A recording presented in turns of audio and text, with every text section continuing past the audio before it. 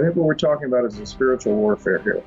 I really do. I think what we're talking about is nothing short of satanic, because it's pulling apart all that is true and just and good.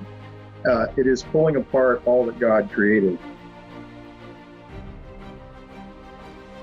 Here at Liberty and Finance, we're licensed brokers with Miles Franklin. We are standing by the inventory, ready to make sure you get what you need, even into the wee hours of night and on weekends, because preparedness doesn't stop. Call us 1-888-81-LIBERTY. That's 1-888-815-4237.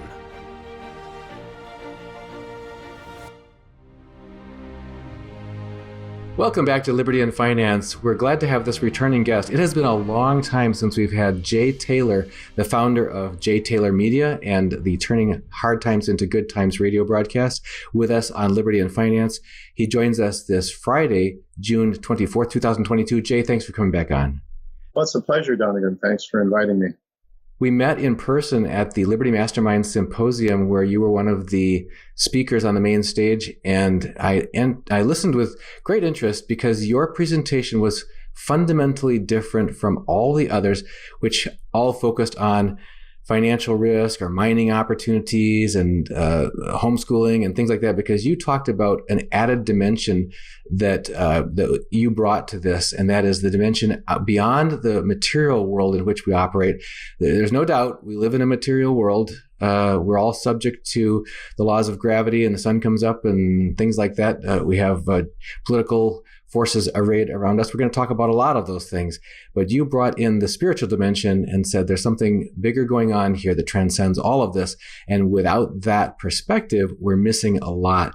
That got my attention. And it occurred to me recently, my wife and I were speaking about how we focus, and have for some time since we started in 2013 here, on the risks and the challenges and the concerns and the crises and the imminent lockups and collapses and shortages and that sort of thing. And you could go on and on about all of the concerns, and they're real, just like the material world is real, and yet they're not the ultimate part of the story.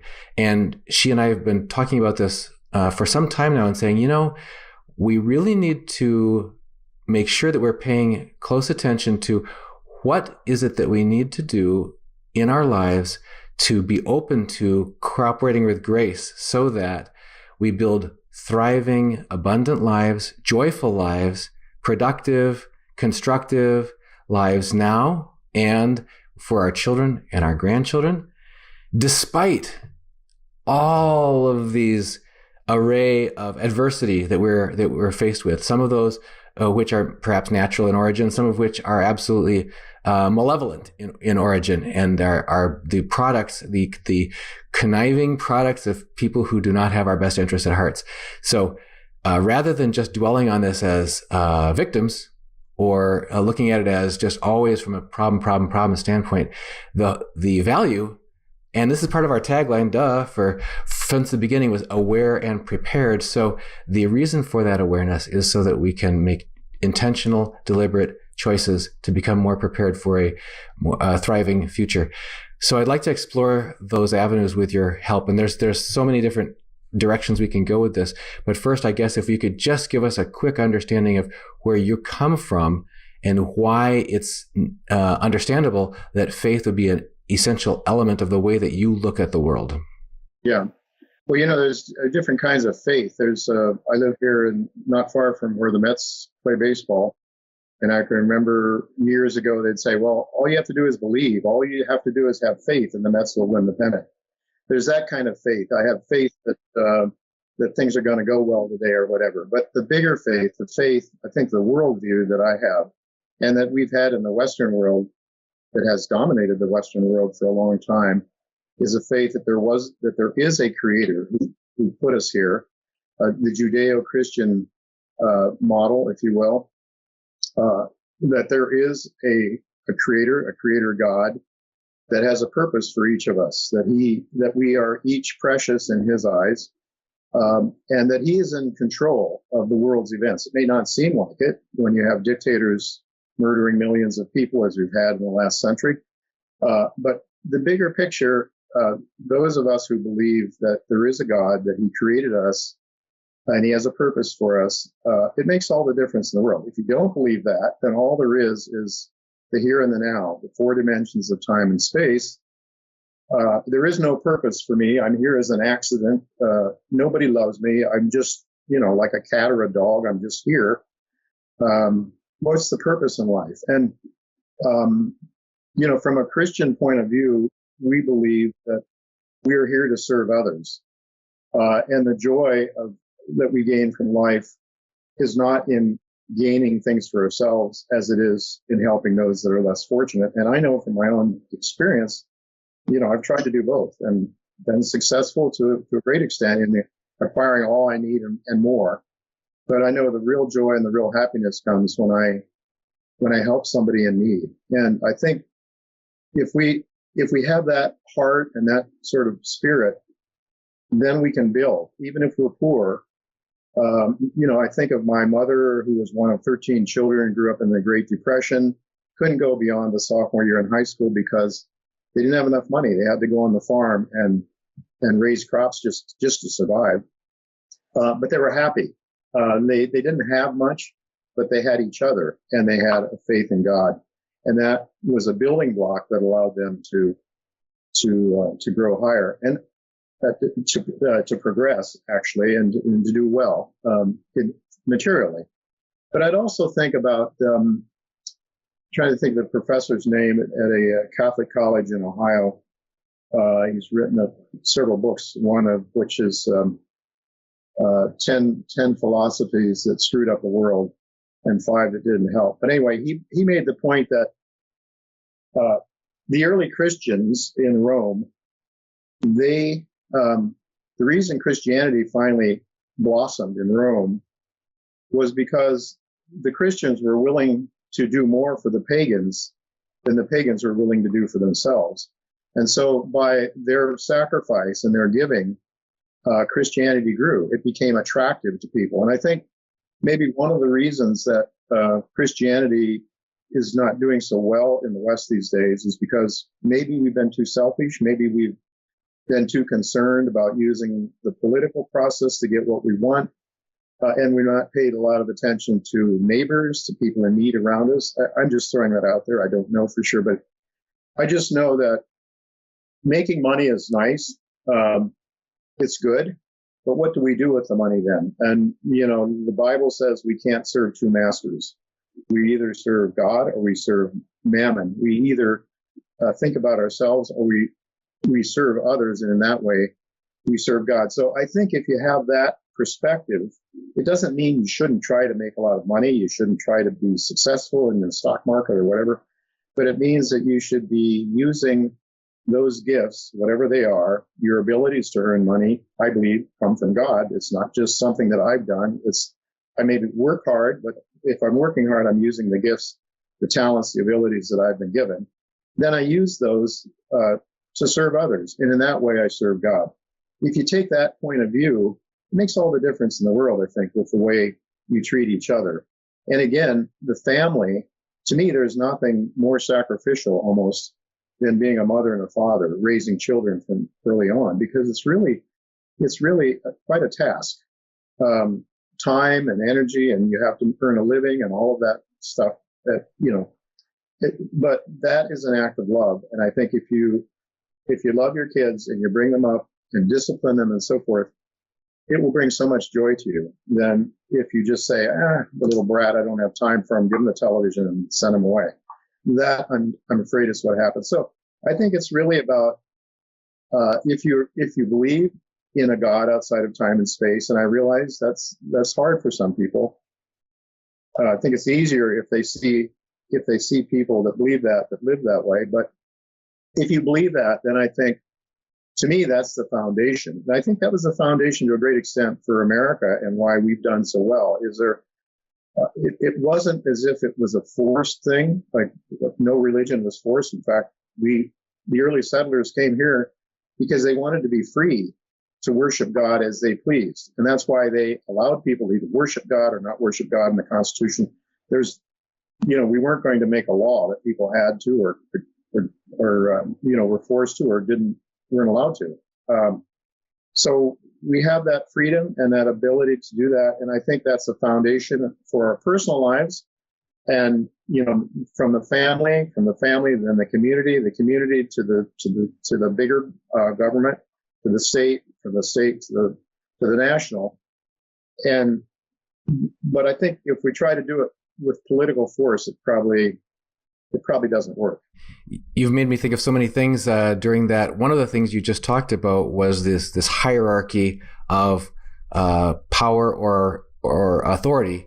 And even when had our 5 kids at home doing homeschooling, we had a whole list of family rules, and we had family meeting every week and that sort of thing. But higher than all of our family rules, sort of the preamble up there was that if any of these are not in line with God's laws, then God's laws take precedence. In other words, the only thing we can do, we're trying to align our family to a supreme authority, and otherwise the parent, the mother and the father's authority within the home, our family rules are all to serve that and to bring that down, so that legitimate authority derives its power only to the extent to which it is both aligned for the good of those over which that authority is being exercised, but also that it's in line with these eternal principles that override. Authorities will come and go. Regimes, administrations will come and go, but there is something, as you say, outside of time and beyond that's eternal and that is unchanging, and that is simply where right and wrong is what it is, and you don't get to choose that and vote on it and that kind of thing. So that was one thing that occurred to me. The other thing that occurred to me was you mentioned about how by bringing the best to life, we attract people to be open to faith. One of the things that has occurred to us many times is that while you're worrying about the future, and people who are preparedness minded, that sort of thing, are concerned about risks and threats to the family's future. But if you're so preoccupied with worrying about the future, you lose today. And today is the only day you've got. I mean, there's that old saying that, yesterday is history, tomorrow is a mystery, and today is all you have. It's a gift. That's why you call it the present. And if you blow and fritter and basically squander today, fretting and stressing and angsting about the future, then you lose today, and then you lose another day tomorrow, and you lose another day the next day. So your life becomes looking back on all the worries, and that can play out it can affect your health, it can affect your relationships and everything. Go ahead. Yeah, I agree with that. I think, a lot of people do become so concerned about the potential realities, things that could come down the pike that are really worrisome. At this time, I think we're seeing changes in America like I haven't seen in my lifetime. The Fourth Turning, I don't know if you're familiar with that book. I think it lays out that every 4 generations or so, there is a major turning. Generations don't learn from their parents, and they learn new things and they change. And I think we have one of those major changes upon us, the things that we have been taking for granted as Americans. We've had it so good and so easy. We've had so much freedom and liberty for so long. And now we can see that those things that we took for granted may be coming apart. So I think I think prepping makes a lot of sense. We need to be wise about what's going on in the world and prepare as best we can. I know some people have headed to the mountains and built cabins and have all kinds of firearms and food forever and this and that. Mrs. Taylor and I, first of all, she's a city lady, and I couldn't get her to leave this town. So we were living in New York City, fully aware that this may not be the greatest place on earth if things really go bad. But then again, it gets to faith. I'm 75 years old now. How many more trips do you think, Donegan, I'm going to have around the sun? I mean, 15 would be great. If I have 15 more healthy trips around the sun, that'd be pretty good. But the point is that none of us are going to get out of here alive within the 4 dimensions of time as we'll be out. I believe there's life in another form that we don't completely understand. We can't even hardly understand at all. I believe in eternal life. That's another aspect, I think, that makes a difference in how you live your life. If there's no eternal life, why in the world would you care? Why wouldn't you just go out and get whatever you can get for yourself and be damned everybody else, But No, I think that you make a good point that if we're so worried about the future that we lose the present and tomorrow never comes. I mean, in a way, I've been somewhat guilty of that over the years, thinking about the monetary system, thinking that things were going to kind of go the way they seem to be going now. But I've been worried about that for 20 years. And quite frankly, I lost a lot of opportunities in the markets to make a lot of money in places other than gold stocks over the years.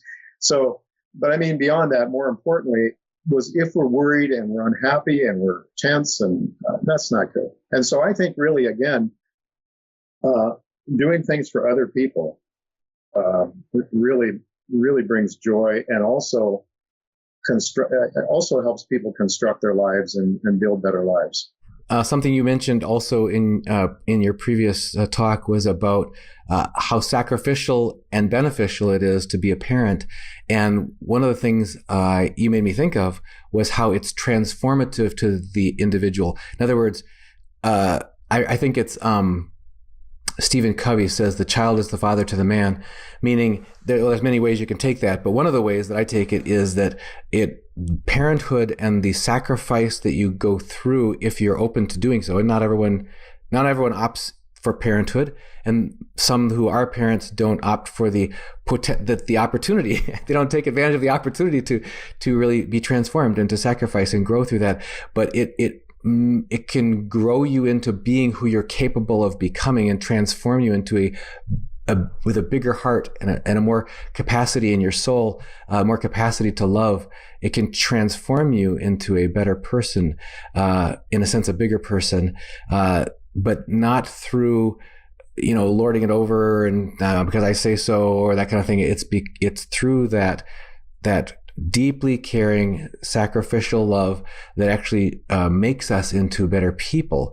And that's one of the things that occurs to me, that in families or in communities, as we face these adversities, whether it's food shortages, fuel shortages, currency debasement, currency collapse, inflation, geopolitical strife, curtailment on our liberties to move around, freedom of speech, freedom of assembly, freedom of all these freedoms that have been curtailed, kiboshed, etc., privacy being stripped away, etc., etc.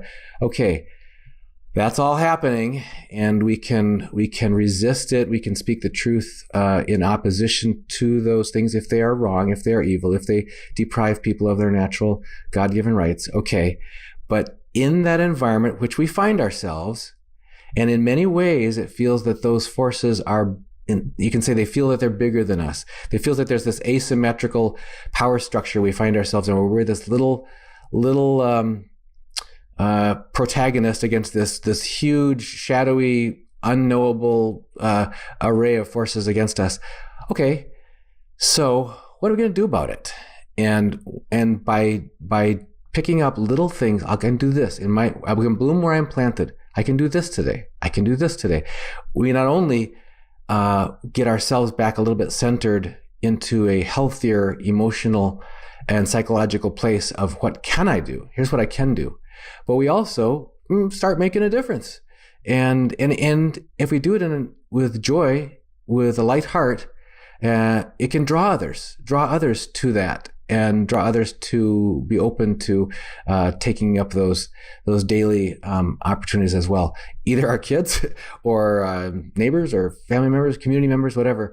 Can you maybe talk for a little bit about some simple, small baby steps that people could consider doing on a daily basis, just whether it's a way of thinking or a way of speaking or a way of acting, that might make their little corner of the world a little bit better, and not have to worry about, there's all these big forces out there that I can't do anything. I'm helpless. Yeah, I think there's a lot of little things. I mean, if we look around and see people that are in need in one way or another, and sometimes just to make a telephone call to people who need some encouragement, people that live down the street, that an elderly person that needs to be helped across the street, things that are so, if we're so busy and preoccupied with our own needs, we don't even notice other people that have needs. And everybody has needs. Everybody. I don't care from the wealthiest billionaires to the poorest people on the street. everybody has some need, and I think there's just a lot of things we can. An encouraging word. I can help my wife by telling her that she looks pretty, or I mean, if it's sincerely felt and it's true and it's really, then I think encouraging words. I just think that if we live by the prayer of Saint Francis of Assisi, I think that would be. And whenever I read that prayer, I feel a sense of joy because I know there are little things that I can do that will help someone else. It's the spiritual realm is very powerful. We say he has a good spirit today, or he's a downtrodden spirit, or whatever. Just by encouraging people, you can really help them, I think, in a lot of ways. And then, of course, there's needs. I mean, I think through the one of the organizations that we give through the Lutheran Church, we give as much as we can to people in foreign nations, children without parents, and orphanages and things like that. I think there's a lot we can do. I try to let people know that I have faith, and then I find other people that also are believers, that believe in God and as Christians, and they are encouraged by the fact that I'm sharing that with them as well. So I think it's just a matter of trying to find where there's needs, and then genuinely out of love. And I'm saying that love doesn't come from Jay. That comes from God. That's a spiritual love that comes to me. It's not that I'm a good guy and that I have this wonderful, that I'm somehow just a wonderful person that knows how to love people. No, to the opposite, to a great extent. I can think of many times when I've been very, very self-centered and not too concerned about people even close to me. So I think with, you talk about, I think you mentioned the word grace. And I think one of the great things about Christianity is the idea of forgiveness. We don't deserve to be forgiven, but God has forgiven us through his son, Jesus. And so the fact that we are forgiven means that I can screw up, and the next morning when I wake up, know that God has forgiven me. And then I can go with a light heart and serve others and go about my work and do a better job in my, but if I'm carrying guilt with me all the time, that's not a healthy thing. And I'm afraid that there's a lot of that going on. People feel guilty and they're not feeling forgiven. So the grace of God, I think, is a very important aspect that we have as Christians that is very, very helpful. Without that, it would be a different story. Something that you just mentioned about the prayer of St. Francis, for those who aren't familiar with it, the lead-in word is, Lord, make me a channel of your peace. So make me a channel. So my role in this is not to be the source. My role is not to be the answer. My role is not to be the ultimate. My role is to be a conduit, to cooperate, to be open to the flow of peace in that case. So there goes on to many other aspects of that. But that principle that you just touched on there, I think one of the reasons it's so powerful is it gets back to what we talked about earlier, where we feel minuscule compared, we're arrayed against these huge, irresistible forces that we can't stop or whatever. It's like, okay, so we're correctly assessing our smallness in this. However, our capacity for doing good, our capacity for letting love flow is not limited by us as the source if we are willing to be a channel.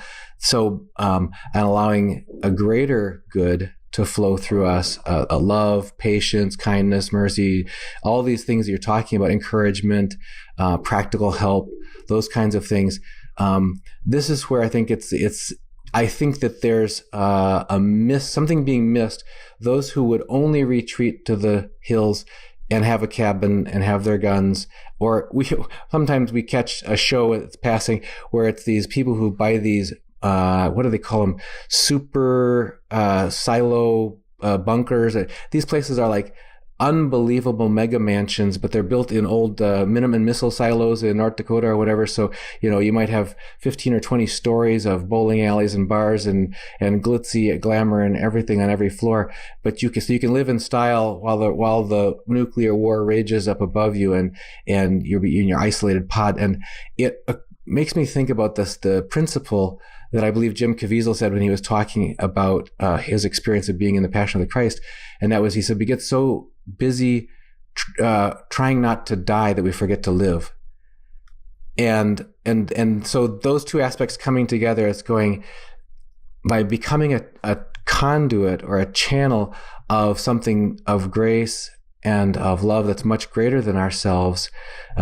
We can flip the equation on this asymmetrical power, because as you mentioned, and I think we're getting to, is a supreme being is bigger than all of these puny, conniving globalist kings and tyrants and everything like that. Christ, one of his monikers is the King of Kings, Lord of Lords. So, and it says in another place in the scripture that God has put all things under his feet. So his footstool is all these earthly tyrants or kings who think that they're the ultimate. So you can take that, if you would, in any direction you want, whether it's that being a channel to multiply your abilities, or however you see fit. Yeah, I think, first of all, if we believe that we are here for a purpose and we were created individually, Scripture says at the time of creation, God knew he was going to create Jay Taylor. And I mean, of course, people are going to think this is hogwash. And I must admit that I've had lots of doubts about my faith in the past. And I've searched for things like, could it really be true? And it took me to a place called reasons.org. Dr. Hugh Ross, an astrophysicist who has done a lot of work, grew up in Canada, in Toronto, wasn't brought up with any religious background, but became a Christian through his understanding of the creation, the Big Bang. He's an old Earth, of course, believer, as most geologists and scientists are. I believe that as well. But the astrophysicists, the mathematicians that study the creation event, can perceive of 10 dimensions, and at the time of the creation. And as Dr. Ross explains it, 4 of those 10 peeled off. The other 6 became stagnant, but the 4 peeled off into the creation at the time of the creation event. And the universe is continuing to expand in those 4 dimensions of time and space. But outside of that time and space, and by the way, Christianity, the Judeo-Christian model, is the only one that sees God as being outside of time and space. All the other originators of religions were people within time and space. Well, we know there was a creation event now because we can see and we can measure the rapidity with which the universe is expanding.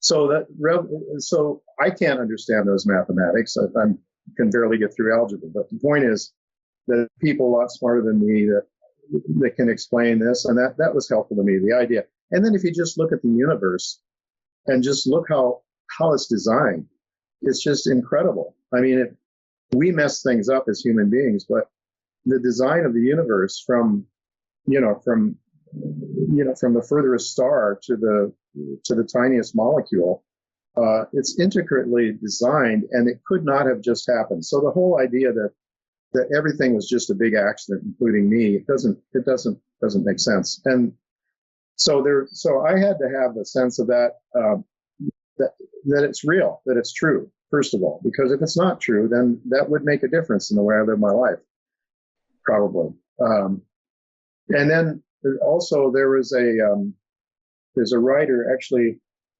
He was a prize-winning journalist named Lee Strobel, who was Chicago Sun-Times, I believe is the name of the newspaper, the main Chicago newspaper, and he had won a number of awards for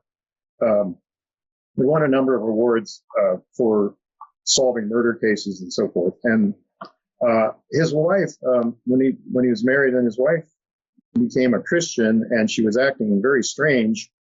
And he said, I didn't sign up for this. So he went out, he used all of his journalistic skills to try to disprove and to try to prove that she was just crazy.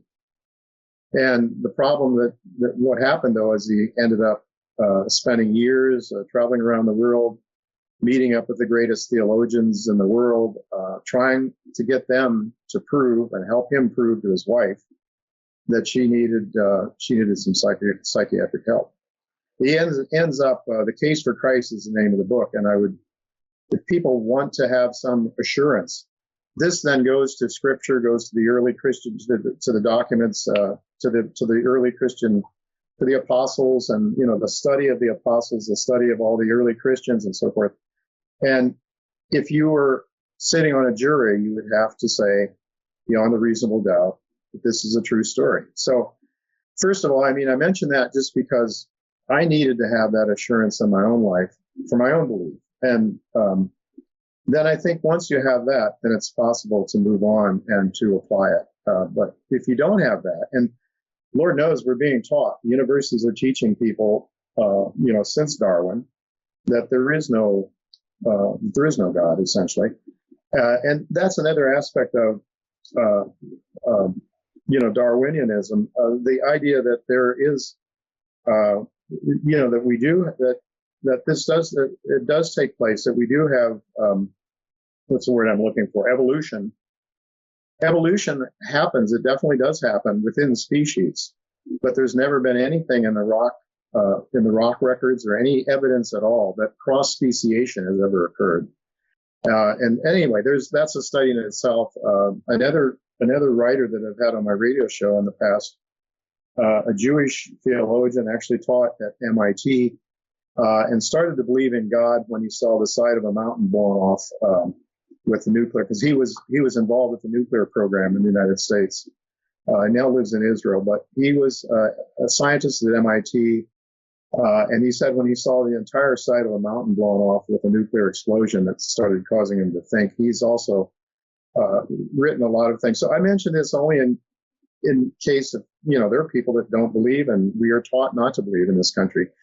I think it's very important to realize that, I think it was Chesterton, G.K. Chesterton,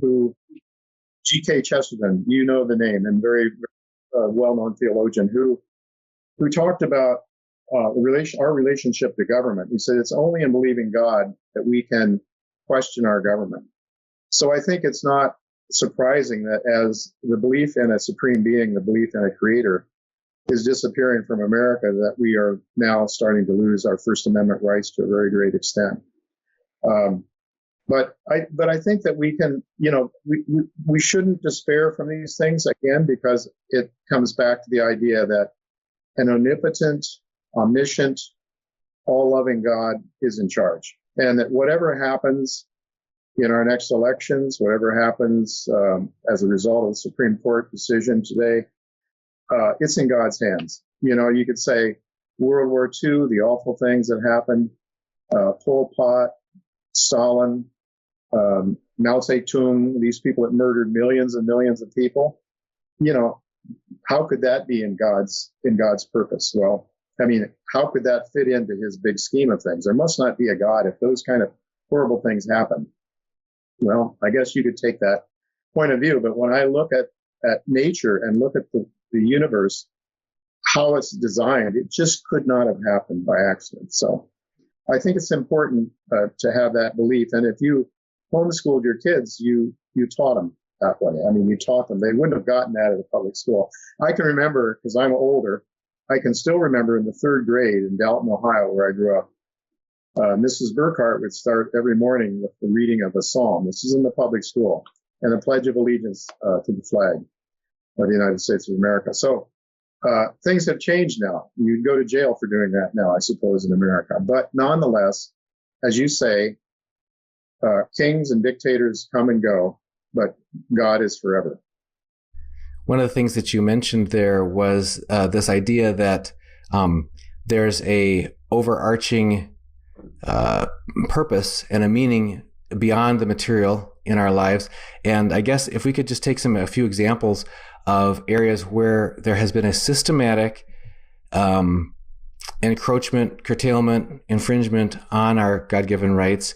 We've focused on that a lot on our channel. We've had Alex Newman from the New American on talking about how our public schooling system, as you mentioned, was designed by atheists, socialists, communists, and people who dutifully send their children off to the government schools today are not fully aware of that. Although they became more aware in the last 2 years during some of the COVID lockdowns, when they got to look over their kids' shoulder and were aghast at what has taken the place of, or what passes for teaching in our country where it's actually indoctrination in basically rebellion against natural law, rebellion against the family, and this idea of which has been systematically perpetrated of dismantling beneficial structures and healthy structures of reality and of society wherever they exist. We have the dismantling of natural law at the human individual level about, being male and female, etc. We have a dismantling of the relationship between children and their parents, for one thing, parents being the natural God-given educators of their children. And we have the dismantling of the relationship between people and their creator in the sense of interfering with the free exercise of religion and speech around that. We have the dismantling of logic. I mean, now parents have to opt out to send their children to special schooling if they want them to get trained in classical education and in logic and in true debate and argument and persuasion, because what passes for argumentation and persuasion in the public square these days is scandalously devoid of proper logic and so on. I mean, I can't hardly stand. My wife just tries to monitor. She reminds me that she's just monitoring what's going on some of the mainstream channels, just so she's aware, so she can speak to it when people bring it up. But I'm just aghast at the dereliction of duty of the part of journalists to ask the most obvious questions, or to just bypass and ignore the most obvious conclusions that are staring us right in the face that logic would dictate, and instead to go with sound bites, emotional one-liners, and things like that, gotcha questions and that sort of thing, rather than actually have logic be the basis and seeking actual truth. So given that you can keep on going, the intentional deconstruction of our constitutional republic, voting, the integrity of our voting system, freedom of speech, freedom of assembly, freedom of movement, on and on and on. Every single one of our rights and freedoms that are acknowledged and guaranteed either by the Declaration of Independence or by the Constitution are just being run over roughshod. And so that's what we're finding ourselves in. And so it's completely understandable that people look at that and go, oh, the country's going to pot, or the world's going to pot. And so why this is more than I can overcome. I'm just going to unplug. Sometimes unplugging is healthy if you then focus on what is right.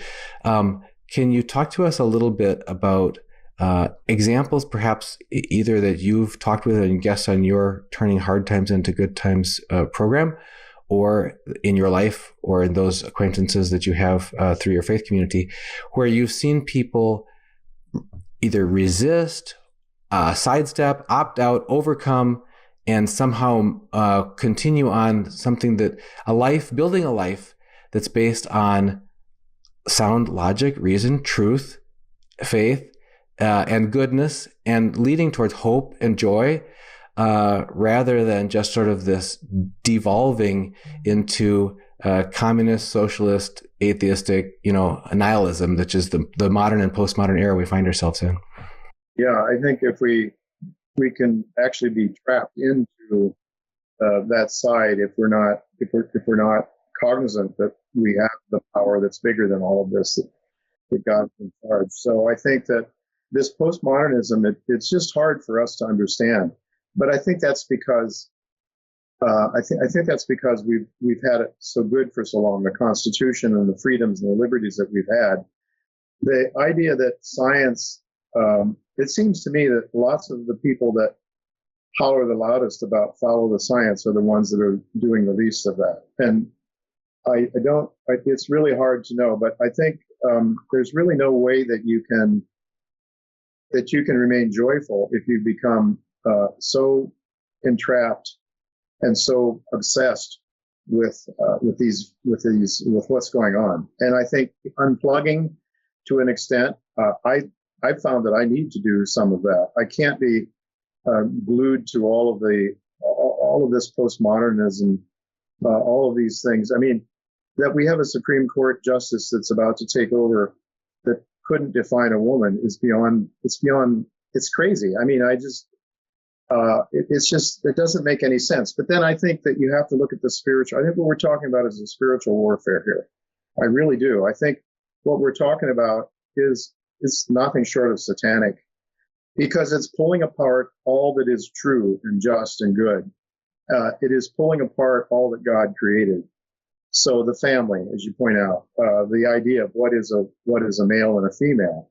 Of course, in my radio show, I focus mostly on the financial realm and on the markets. And so I think we go back, in my life, we go back to 1971. And that, by the way, as I understand it, is when postmodernism started to gain a lot of roots in the United States during the 1970s.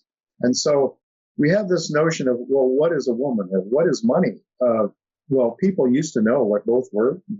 Before 1971, what is money? Money is something tangible that you have that's real. It's not something you create out of thin air and just imagine it.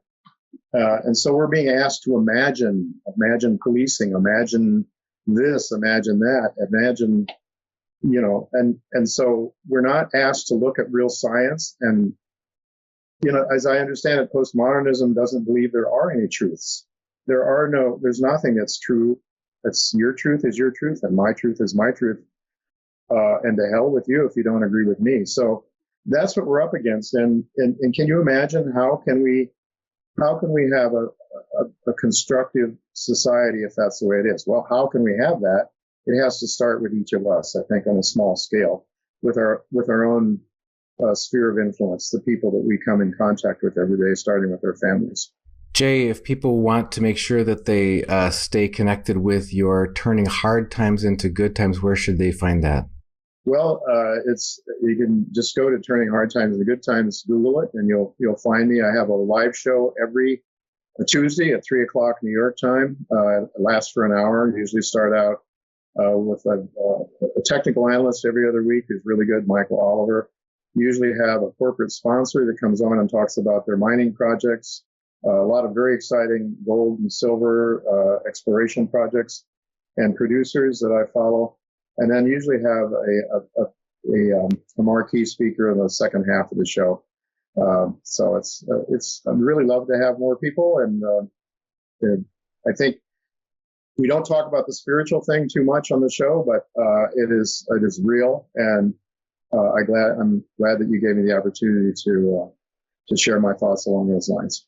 Well, I'd like to have you back to delve into a number of different areas. And perhaps I like that idea of a panel, because when we're talking about like education, we could have Alex Newman on. He's the founder of publicschoolexit.com or .org. And when we're talking about the dismantling of the constitutional relationship to our constitutionally protected rights and that sort of thing, we could have a constitutional attorney on. There's several of those that we've had join us on our channel, but always turning the conversation towards what can we do to be constructive? What can we do to be channels of good, channels of grace to each other in our lives, in our communities, in our families, so that we're moving forward, both thriving today and building a thriving tomorrow, despite that, we're not living in the Garden of Eden anymore. Got that? Okay. And many of these things are being intentionally attacked. So there's a role for taking up a warrior's helmet and shield and sword against those attacks. When men need to rise up and mama bears as well, and protect our young'uns against this onslaught. And you're right, it's not just physical and political; it's spiritual. So we get to fight the good fight, and to do it with a joyful heart. And a heart that's filled with joy about today and joy about tomorrow, building a better future for us, as you say, turning hard times into good times. So Jay Taylor, founder of Jay Taylor Media and host of the Turning Hard Times into Good Times radio show, thank you for joining us again on Liberty and Finance. You're welcome. Thank you, Donegan. Miles Franklin Precious Metals is one of America's oldest and most trusted bullion dealers. Miles Franklin is A+ rated and accredited by the Better Business Bureau, licensed and bonded, and has 0 complaints ever registered. Here at Liberty and Finance, we are licensed brokers with Miles Franklin. To order, simply call us, discuss your needs, and we will let you know our live inventory, prices, and availability, and lock in your order over the phone.